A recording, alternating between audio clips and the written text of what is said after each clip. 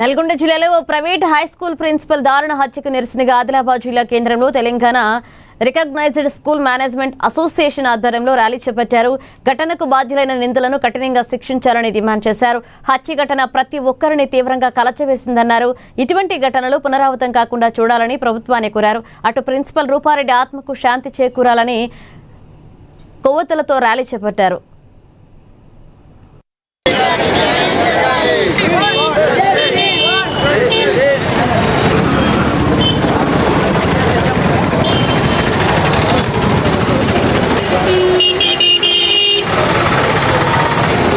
నేను 22 ఇయర్స్ నుంచి ప్రిన్సిపల్గా వర్క్ చేసిన సార్. ఏ రోజు కూడా నేను భయపడలేదు.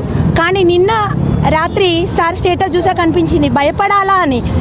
మేము ఇంత చేస్తున్న తప్పేంటో మాకు తెలియట్లేదు. పిల్లలు ఏంటంటే గత ఒక 6 సంవత్సరాల నుంచి మేము అబ్జర్వ్ చేసినట్టయితే పిల్లల్లో చాలా చేంజెస్ వచ్చినాయండి.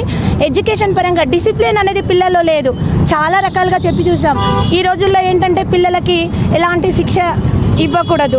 అయితే ఏం చేసి ప్రేమగా చెప్పి చూస్తున్నాం కానీ వినట్లేదు. రకరకాల అలవాట్లకు ఎక్కువగా సెల్ ఫోన్లు చూడడం, యూట్యూబ్లకు అలవాటు పడడం ఇదంతా జరుగుతున్నది.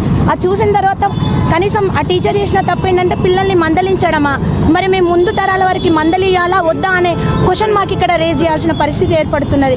మరి మేము మార్చాలంటే మాకు తల్లిదండ్రుల కోఆపరేషన్ కూడా చాలా అవసరం అండి.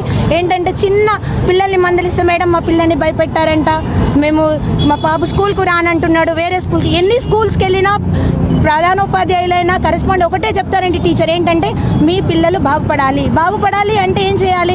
మేము మందలించక తప్పదండి, కంపల్సరీ మందలించాల్సిందే. కానీ మందలిస్తే ఇలాంటి శిక్షలు కూడా ఉంటాయా అని మేము భయపడాల్సిన రోజు ఎదురైందండి. కాబట్టి దీనికి వారికి తగిన శిక్ష ఇస్తే పిల్లలు ఇప్పటికైనా పిల్లల్లో ఏమైనా చేంజెస్ వస్తాయేమో చూద్దాం. అందరం కలిసి ప్రయత్నిద్దామండి. రూపారెడ్డి గారికి మన అందరి తరపున ప్రగాఢ సానుభూతి తెలియజేస్తున్నారు. నేను 22 ఇయర్స్ నుంచి ప్రిన్సిపల్గా వర్క్ చేసిన సార్. ఏ రోజు కూడా నేను